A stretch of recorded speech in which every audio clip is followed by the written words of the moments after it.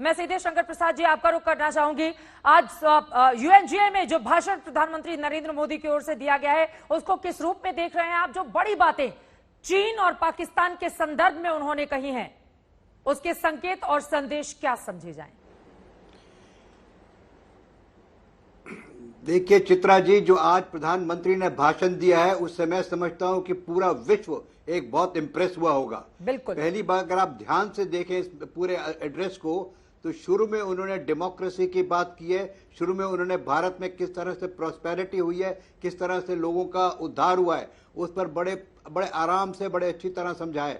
लेकिन जब सिक्योरिटी की बात आई, जब टेररिज्म की बात आई, जब अफगानिस्तान की बात आई, जब इंडो पैसिफिक की बात आई, इन सब बातों को समय उनका तेवर बदल चुका था।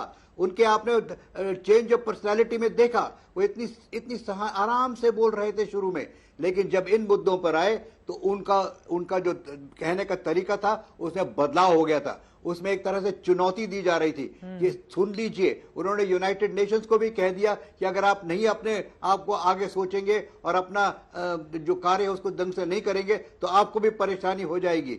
उन्होंने पाकिस्तान को क्लियर मैसेज दे दिया, उन्होंने सारी दुनिया को दे दिया मैसेज, चाहे आप उसको माने या न माने, पाकिस्तान का नाम लेना जरूरी है या नहीं है, और चाइना का नाम लेना जरूरी है कि नहीं है। लेकिन इंडो पैसिफिक में चाइना को मैसेज मिल गया कि we want to go by the law of the seas. बिल्कुल, रिसोर्सेज को बराबर मिलना चाहिए जो कानून है वर्ल्ड का। और उसी प्रकार से पाकिस्तान के अंदर कह दिया कि आपका अंत आप खुद ही करेंगे।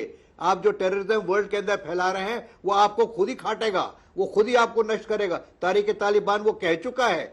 तो मैं समझता हूं कि इससे बड़ा स्टेट्समैन टाइप लेक्चर मैंने तो सुना नहीं आज तक। I think this is the best statesman like presentation that the Prime Minister has made today in the United Nations। Ahmed Javed साहब, मैं समझता हूं कि बहुत साल आप तक लोगों की धड़कनें किस तरह से बढ़ी हुई है इस बात को समझा जा सकता है। और यकीनन जो बातें, देखिए जब भी आतंकवाद का जिक्र होगा ना तो सिर्फ आतंकवाद शब्द से ही पाकिस्तान दिमाग में आ जाता है। इसलिए अब आपके मुल्क का नाम लेने की जरूरत ही नहीं है। आतंकवाद का जिक्र करो, पाकिस्तान सबके जहन में, दुनिया भर के। और बोल दिया है प्रधानमंत्री ने कि अगर खुद आतंकवाद को पालेंगे पोसेंगे तो वो आपके लिए भी बड़ा खतरा बनेगा। ये बातें समझ में क्यों नहीं आती हैं पाकिस्तान को? देखें, मुझे उम्मीद है कि जिस तरह से आपने दूसरे पार्टिसिपेंट्स को खास तौर पे जो Indian point of view present कर रहे थे, मुझे भी उसी तरह से मौका देंगे और मुझे इंटरप्ट नहीं करेंगे जब मैं अपना पॉइंट ऑफ व्यू दूंगा। देखें, जिस जमहूरियत की आप बात करते हैं और जिस जमहूरियत का इंडिया चैंपियन बनना चाहता है, जमहूरियत की बुनियाद तो इंसानी हकूक के ऊपर होती है। अभी मैं कल ही जो है पूरे दुनिया में बल्कि वो वीडियो देखी जा रही है जिसमें असम में एक बच्चे को मारने के बाद उसके ऊपर छलांगे मारी जा रही हैं। ये जमहूरियत में इस किस्म का एक कम्युनिटी के साथ इस किस्म का सलूक होना, ये तो कोई जमहूरियत की कोई अच्छी निशानी तो नहीं है। कानून काम कर रहा है, जिससे इस तरह की हरकत की है उसको पकड़ा गया है। ठीक है, हमारे वहां आतंकवादियों को पाला पोसा नहीं जाता है, तुरंत कार्रवाई की जाती है अगर कहीं से भी इस तरह की तस्वीरें सामने आती हैं। अहमद जावेद साहब, आप छोड़िए ना उसको, आतंकवाद के मुद्दे पर आइए, आतंकवाद के मुद्दे पर आइए।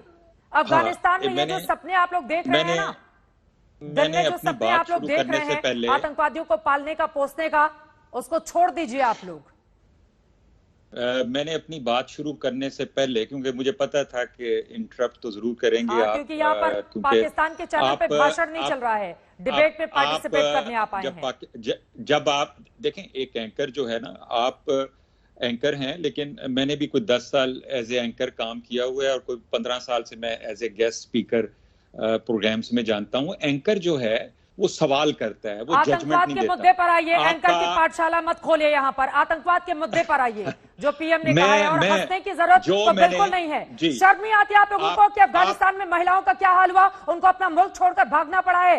अमेरिका आपको जिम्मेदार मानता है उसके लिए, और आपने सुना नहीं अमेरिका की वाइस प्रेसिडेंट की आराम से नहीं बात कर सकती, आराम से ही बातें कर रही हैं, आराम से ही बातें कर रही हैं। मत कीजिए हिंदुस्तान की बात, आतंकवाद के मुद्दे पर आइए, आतंकवाद के मुद्दे पर आइए जो दुनिया के लिए खतरा है। कन्वर्सेशन जहां पे चीखने की जरूरत नहीं है, आप आराम से भी बात करेंगी तो मुझे आवाज आ जाएगी। रेस्ट एश्योर्ड, मुझे आपकी आवाज आ रही है, मुझे बात करने दें, आप बार बार इंटरप्ट मत करें मुझे। अब देखें, बात ये है कि आप अभी पूरा, आपके बाकी मेहमान भी जो इंडियन साइड से थे, मोदी के इस स्पीच की बड़ी तारीफें कर रहे थे। देखें, आप खुद जितनी मर्जी तारीफें कर लें, लेकिन असल तारीफ तो वो होती है, जैसे बोरिस जॉनसन है, इंग्लैंड का प्राइम मिनिस्टर है, उसने कल इमरान खान, चंद दिन पहले जो यूएन में उसने स्पीच की, उसने इमरान खान के prime minister as a prime minister जो उन्होंने माहौलियात पे काम किया उसकी तारीफ की। उन्होंने कहा कि इसको फॉलो करें, इमरान खान को फॉलो करें।